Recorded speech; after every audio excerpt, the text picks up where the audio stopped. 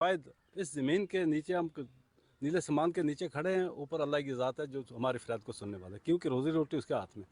अब यह है कि हम ऐसी जालिम मैनेजमेंट के ग्रहों में आ चुके हैं। 5 साल 6 साल 7 साल 8 साल हो गए हर इंसान को इंतज़ार में बैठे हुए। हमारा CMPF कटा था, इन्होंने वो नहीं दिया। हमारे पेंशन का मसला था, वो नहीं लगी। हमारे 6वें पे कमीशन का मसला था, वो नहीं लगा। 7वें पे कमीशन का मसला था, नहीं लगा। अब जब हम MD साहब को मिलते हैं, वो क्या करता है, मैं खुशी बड़ी अजीब बात सुनाती हूँ। मेरे खुद हम 10 आदमी गए थे। MD साहब कहता है, एक क्लर्क को पूछता है, क्या बाबू जी आप इन लोगों को पैसा क्यों नहीं देते?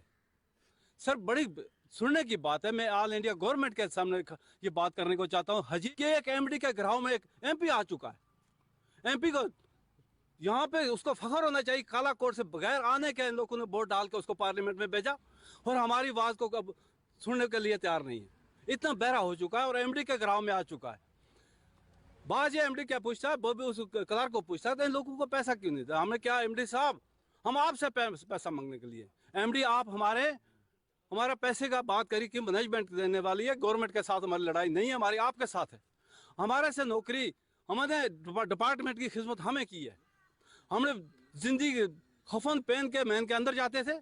आप लोग जश्न मनाते हैं बाहर जितने MD हैं। मैं रिक्वेस्ट ये करता हूँ जुगल किशोर जी को, मियां अल्ताफ MP साहब को, मैं ये कहने को चाहता हूँ कि जितने MD सोहेल साहब से लेके यहाँ तक, इनकी सबकी विजिलेंस इंक्वायरी होनी चाहिए। इनकी इंक्वायरी जो होनी चाहिए कि जो इन लोगों का 1 अरब रुपया कटा गया, वो पैसा कहाँ गया, क्योंकि उसमें गवर्नमेंट दोषी नहीं है। उसमें दोषी कौन है? डिपार्टमेंट। हमें जितना भी पैसा करते थे, ठीक है, मेरे साथी ने हमारे से टिकट पर तब सहन लेते थे कि जिस वक्त पैसा काट के हमें देते थे कि हम आज दे रहे हैं, कल दे रहे हैं, कुछ नहीं है। मैं रिक्वेस्ट करता हूँ अपने साथी जितने कॉल मैन डिप्टी कर रहे हैं उनको भी, और हमारा साथ देंगे, हम उनका शुक्रिया अदा करेंगे, और नहीं तो उनका भी वही हाल होगा, क्योंकि ये गवर्नमेंट इसको बोल चुकी है।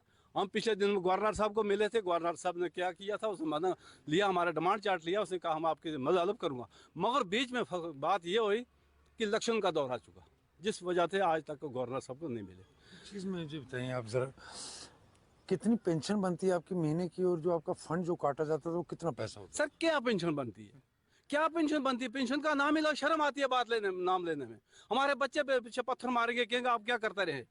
क्यों कि हमारी पेंशन किसी की 300, किसी की 400, किसी की 500, किसी की 800, किसी की 1200, ये पेंशन है। एक बेवा पेंशन औरत लेती है कितने, 1000 रुपया। एक बुजुर्ग लेता है 1000 रुपया गवर्नमेंट से। हम क्या बताएं कि पेंशन थी हमारी? हम तो ये कहने को चाहते, लानत मार रहे हम उस पेंशन को, वो भी गवर्नमेंट को संभाल ले, हमें उसकी जरूरत नहीं है। हमारा सिर्फ जो पैसा कटा है वो पैसा हमें दिया जाए। आपको इतना पता है कि आपका कितना पैसा काटा गया? हमें पता 12% था, एक 7% एक था, उसमें ये 19% काटा गया हमारा पैसा, जिसकी वजह से आज हमारा किससे इंसान, जितने हमारे मेरे साथ एक साथी खड़े हैं, इनका कम से कम किसी का 30 लाख है, किसी का 25 लाख है, किसी का 50 लाख है, किसी का 40 लाख, इससे कम नहीं है। मगर 1 अरब 84 करोड़ रुपया बनता है। MD कहता है गवर्नमेंट के पास नाम नहीं लेना, मैं चला रहा हूँ काम, आस्ते आस्ते दे रहा हूँ। 6 महीना हमें पता ही नहीं क्या कर रहा है MD साहब। फिर क्या, मैं खुद पिछले दफा मिला, मुझे कहता है, हम 8-10 आदमी गए थे, क्या कहता है, आप वो खटाना साहब के पास गए, उसने क्या किया। मैं गवर्नर साहब के पास गए, गवर्नर साहब ने क्या किया। इतना एक मतलब इतनी उसको पावर है MD साहब को बोलने की कि गवर्नर साहब के खिलाफ बोला वो। मैं गवर्नर साहब को भी कहने को चाहता हूँ, इसके अफसोस की बात है कि आप इस MD के ग्राउंड में आ चुके हैं, इसको पूछने वाले नहीं है। इसकी इंक्वायरी होनी चाहिए 4 दिन के अंदर अंदर। नहीं तो हम एक नोटिस दे रहे हैं DC साहब को, उस नोटिस के बाद कोई स्टेप उठाएंगे हम मैनेजमेंट के खिलाफ। गवर्नमेंट जिम्मेवार होगी, मैनेजमेंट जिम्मेवार होगी कि काला कोट की धरती पर किसी इस प्रकार की कोई लॉस होगा, गवर्नमेंट जिम्मेवार होगी। कितने साल नौकरी की आपने? मैंने की 1979 में मेरी अपॉइंटमेंट है, 2021 31 मार्च की मेरी रिटायरमेंट है। आप देख सकते हैं कितनी परेशानियों का सामना इन लोगों को करना पड़ रहा है। कितनी सैलरी थी आपकी उस वक्त? मेरी सैलरी 30-35 ही होंदी, 35-40 के कोल पुज्जी थी जिसलै रिटायरमेंट होई मेरी।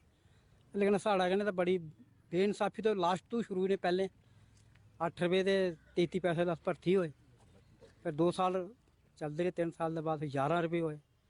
तो दूआ सरकार ने असें दब्बी के रखे ने, डिपार्टमेंट ने उप्पर नहीं उट्ठन दित्ता इन्हें।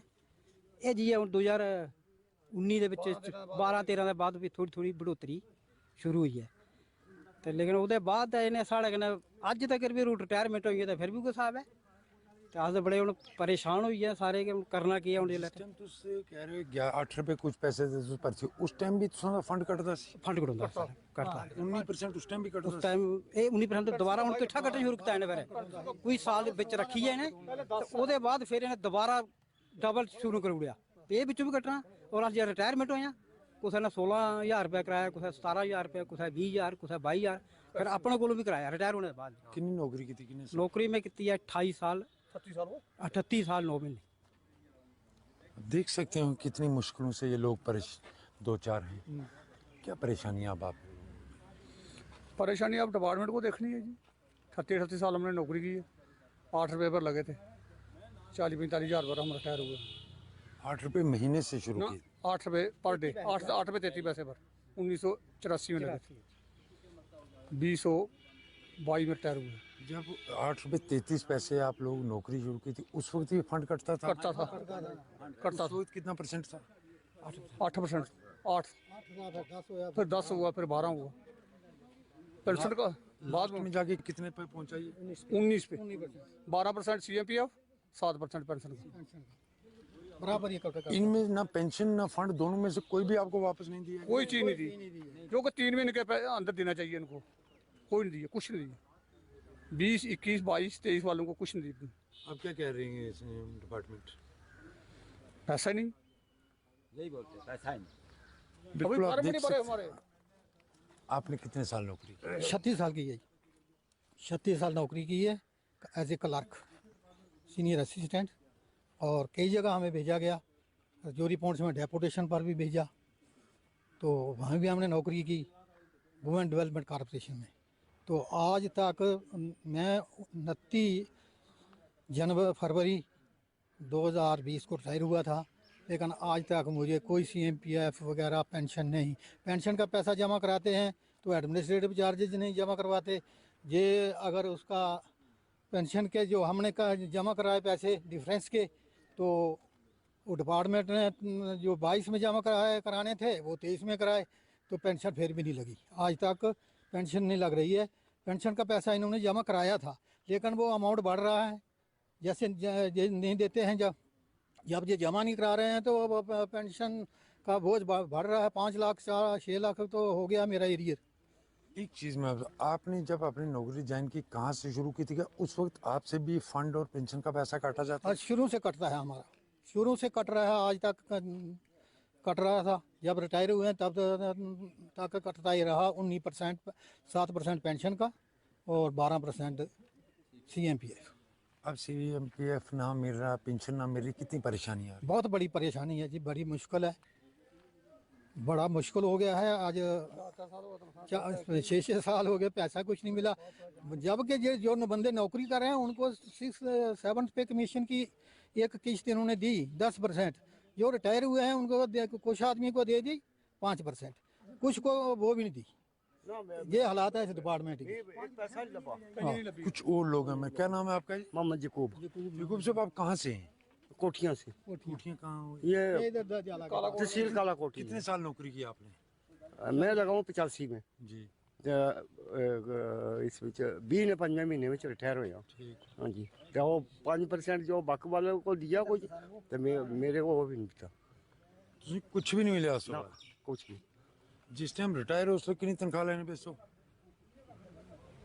28,000 28000 ਰੁਪਏ जी ਤੁਸੀਂ ਕਿ ਵੀ ਨਾ ਪੈਨਸ਼ਨ ਨਾ ਫੰਡ ਸਾਨੂੰ ਕੁਝ कख नहीं ਅੱਜ ਕਿੰਨੀਆਂ ਮੁਸ਼ਕਲਾਂ ਘਰ ਅੰਦਰ ਆ ਰਹੀਆਂ और गोडे की दर्द मार रहे हैं ये बच्चे भूखे मार रहे हाँ सही कर हूँ बिल्कुल आप देख सकते होंगे कई परेशानियां इन लोगों को कुछ और लोग भी आपने भी कितने साल नौकरी की है 37 साल 2 महीने जी कुछ भी नहीं मिला आपको कुछ नहीं मिला एक बगैर ग्रेटी मिले वो बाकी कुछ नहीं मिला बाकी जो हमारे दोस्त हैं ना उनको अभी ग्रेटी भी नहीं मिली तो आज दिन तक 37 साल में हमें बस ये ड्यूटी करते रहे तो 2022 में हम रिटायर हो गए थे उसके बाद आज दिन तक कोई पैसा नहीं हमारे जो है ना हमारे अभी तो शेड्यूल ही नहीं आए तो हम तो उससे परेशान हैं फार्म भरने से परेशान हैं रोज़ाना घूमते हमारे तो तकरीबन 25% तो लोगों की डेथ हो चुकी है वो बीवियाँ जो बच्चे हैं वो परेशान हो रहे हैं किसके पास जाएँ जी वो कागज़ ही नहीं बन रहे हैं इतने परेशान हो गए हैं जी हमारे जो छोटे बच्चे पढ़ रहे हैं ना वो इतने परेशान, हम किससे पैसे मांगे? किसी से एडमिशन करवानी है, कोई बच्चा पढ़ने के लिए जा रहा है, कोई बच्ची की शादी है, तो बहुत परेशान है सर। तो आए दिन थोड़ी हमारी जो है ना, जो ना पेंशन है, ना सीपी फंड है, ना पेंशन है, तो जो हमारा वो पैसा ना हम अपना हक के लिए पाऊँ। किसी से गवर्नमेंट से तो हमसे ज़्यादा चूक ऐसी नहीं, हम अपना जो दिया है वो मांग रहे हैं। तो इतनी बेइंसाफ़ी हो रही है ना, हम बहुत ही परेशान हैं। इतने परेशान हो चुके हैं कि हम किसी से ना पैसे मांगने वाले, ना घर से पैसे मांगते। वो बोलते हैं क्या 38-33 साल आपने ज़िंदगी पूरी कहाँ थे आप, कहाँ रहते थे, कौन सी डिपार्टमेंट है? हमें किसी से बात करने में शर्म आती है सर। बोलने किसको, सुनाएं किसी को? डिपार्टमेंट के पास आते हैं, यार अभी नहीं, अभी काम नहीं होगा आपका यार, वो तो मजाक करना शुरू हो जाते हैं। बड़ी अफसोस की बात है, इतनी ज़िंदगी गुजारने का जब डेथ होने की टाइम आता है ना, तो अभी हमारे बच्चे जब परेशान हों तो हम कहाँ जाएंगे सर? 37 साल 2 महीने के बाद हम इतने परेशान हो चुके हैं कि अभी ज़िंदगी होती ना कभी दौड़ धूप की, अभी तो हमारे घोड़े भी बस कर चुके हैं, परेशानी है। यही बात है हमारे लिए कि हमें ये रिक्वेस्ट है कि हमारा जो पैसा है वो हमें दिया जाए, हमारा जो सीपी फंड है, हमारी पेंशन लागू की जाए। हम एलजी साहब के ये पास भी गए थे, उन्होंने कहा हम उसका भी बहुत बहुत बड़ा शुक्रिया अदा करते हैं। तो लेकिन अभी बीच में तो इलेक्शन आ गए थे, तो अब भी हम यही इनके साथ रिक्वेस्ट कर रहे हैं कि हमें हमारा इंसाफ दिया जाए, हमें इन्हीं के साथ रहे और इन्हीं से हम हमारा इंसाफ दो। तो अगर इंसाफ नहीं तो फिर आगे कुछ ना कुछ तो करना ही पड़ेगा, किसी के पास जाना ही देख पड़ेगा। सकते होंगे क्योंकि अपने ही पैसे के लिए। क्या नाम है जनाब? मेरा नाम पंजाब सिंह सर। पंजाब सिंह जी, कहाँ से आप? मैं ही कालाकोट से। कालाकोट से। जी। कितने साल नौकरी की आपने? नौकरी 36 साल की है सर। 36 साल जी हाँ, कोल माइन के अंदर। तो यहाँ ही रहे हैं, लेकिन कुछ पैसा नहीं दिया डिपार्टमेंट, आज तक कुछ नहीं दिया। आज घर के अंदर कितनी परेशानी? बहुत ज़्यादा हैं सर, क्या बताएं हम, क्या सुनाएं? दुनिया सुनेगी, दुनिया देखेगी, क्या बताएं हम? लेकिन हम लोग सभी मर चुके इस डिपार्टमेंट की वजह से। हमारा जो पैसा कटा है वो आज तक उन्होंने नहीं जमा कराया, पता नहीं किसने खाया, कहाँ छोड़ा, क्या किया, ये हमें कुछ पता नहीं। लेकिन ये डिपार्टमेंट की ये हालत है। अब देख सकते हैं ये वो लोग हैं जिन्होंने पूरी ज़िंदगी अपनी सर्व की और अपनी जान पर खेल कर हमेशा ये कोयला निकालते रहे, क्योंकि राजौरी के अंदर ही कालाकोट का इलाका है जहाँ से कोयला निकाला जाता था। और 35 साल सर्विस करने के बाद उस वक्त जब ये अपने हकूक़ के लिए, यानी बुनियादी सहूलियात जो इनको कान के अंदर मिलनी चाहिए थी, उनसे महरूम रहे। और आज अपना ही पैसा, जो इनका पैसा कटा हुआ है या जो इनकी पेंशन है, उसके लिए भी इनको आज सड़कों पर उतरना पड़ रहा है।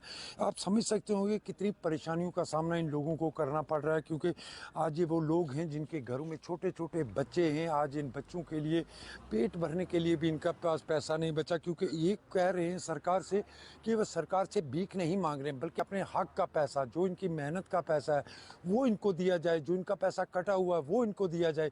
क्योंकि अपना खून पसीना निकाल कर इन लोगों ने वो पैसा जमा किया, मगर आज उस पैसे के लिए भी इनको सड़कों पर उतरना पड़ रहा है। कोला कान में अपनी पूरी ज़िंदगी खिदमत देने वाले, अपनी जान पर खेल कर काला सोना निकालने वाले लोग, ये वो लोग मैं आप आज को दिखा रहा हूँ जिन्हें पूरी ज़िंदगी काला सोना निकाला, मगर उसके बावजूद भी इनको जो सहूलियात देनी चाहिए थी वो आज तक नहीं मिल पाए। हालांकि आज ये लोग रिटायर हो चुके हैं, रिटायर होने के बाद भी इनको कई किस्म की मुश्किलात का सामना है, जिसके चलते आज ये एक जगह पर जमा होकर कई बातें कह रहे हैं।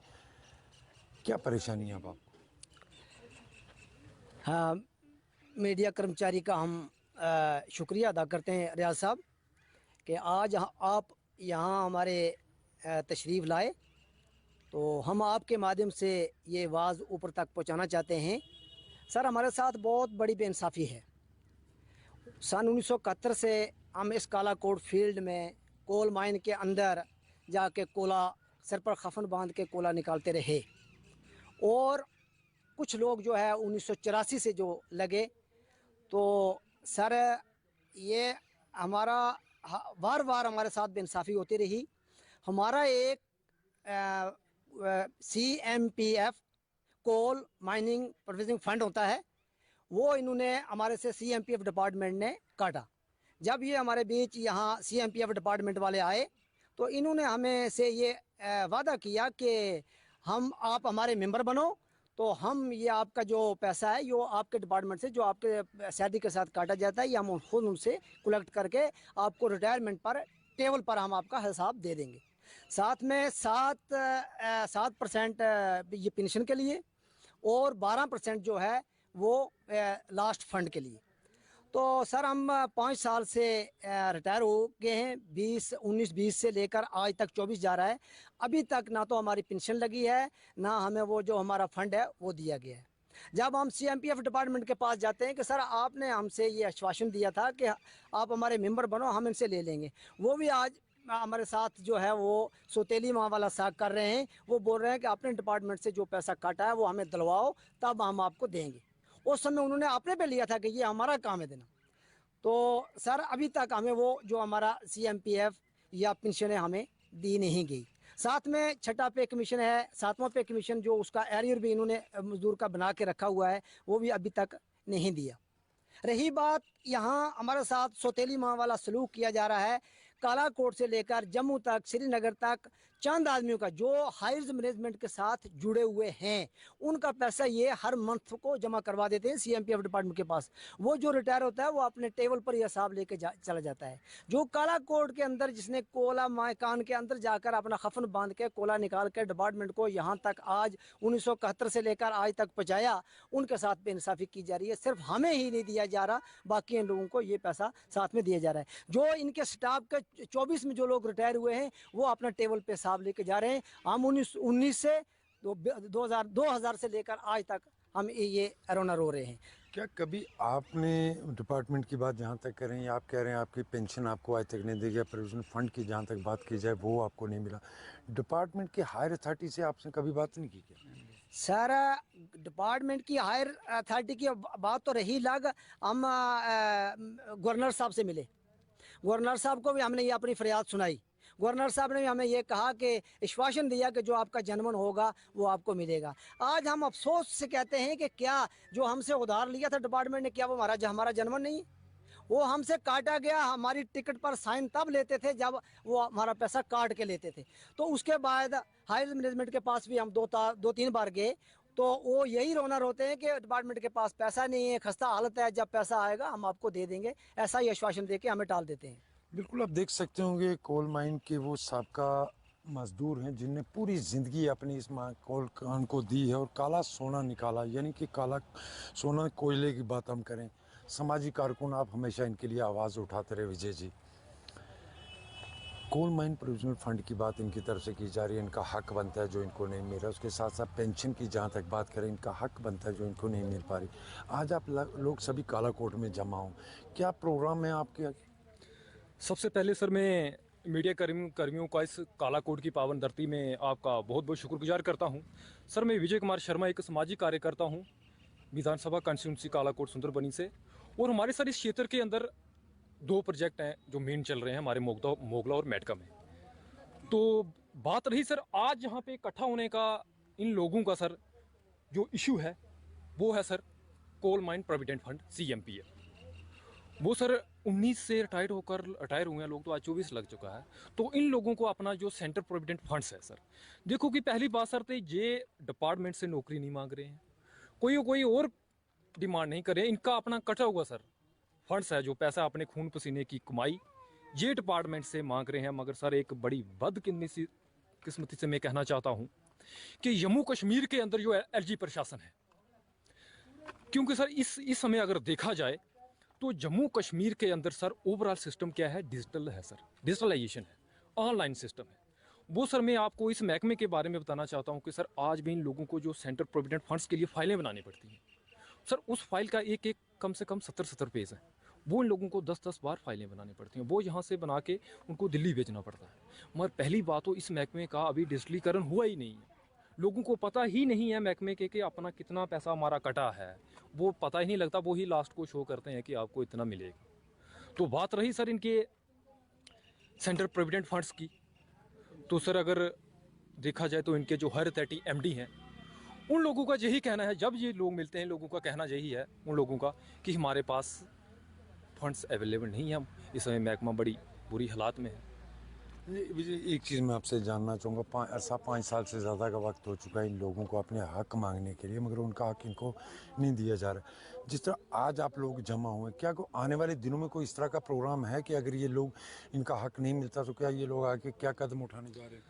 देखो सर मैं बाय मीडिया हमारी जो LG प्रशासन है, डिस्ट्रिक्ट एडमिनिस्ट्रेशन है और खासकर ये कंसर्न हमारे जो जम्मू कश्मीर मिनरल कॉरपोरेशन के अधिकारी हैं, हम इन लोगों को वाई मीडिया बताना चाहते हैं कि अगर 1 महीने तक सर हम समय देते हैं, वाई मीडिया हमने एक नोटिस भी बनाया है कि अगर 1 महीने तक इन लोगों के जो जेन्युइन, हम ज़्यादा सर कुछ नहीं है, इनके जेन्युइन है कि पेंशन है और इनका सेंट्रल प्रोविडेंट फंड्स है जो उनका कटा हुआ पैसा है और इनका जो एरियल्स हैं, अगर 1 महीने तक इन लोगों के साथ कोई बात की जाए, इन लोगों का कोई सोल्यूशन नहीं निकाला गया सर, तो ये लोग सर आज इतने दिख रहे हैं, आने वाले समय में सर इससे ज़्यादा दिखेंगे और लोग सड़कों पे उतर जाएंगे अगर इन लोगों का मसला हल नहीं हुआ।